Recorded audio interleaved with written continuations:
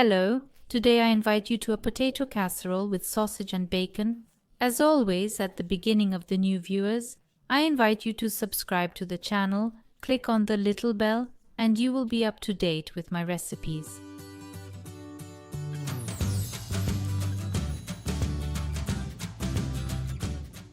Here is a list of the ingredients you need. The same list can be found in the description under the video. Below the video, I also add a link to the blog where you can find all my recipes. To start with, fry 200 grams of smoked bacon and 200 grams of diced sausage in a dry pan.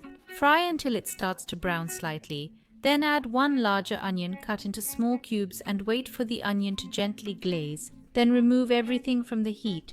Crack 2 whole eggs into a bowl. Add 100 milliliters of 30% sweet cream, add pepper and salt, half a teaspoon of sweet paprika, and half a spoonful of herbs de Provence, and mix everything together. Set aside for a while. Place the boiled potatoes in a heat-resistant treatment. I have a mold. I prepared 1 kilogram of peeled potatoes measuring 20 by 30 centimeters. Then boiled them for 15 minutes in salted water.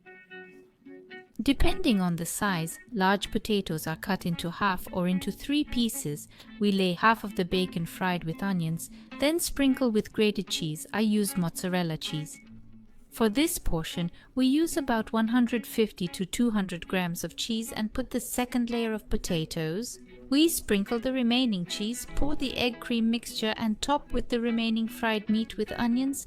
Bake the casserole under a cover at 180 degrees for 20 minutes, then for 10 minutes without a cover or until the potatoes are soft.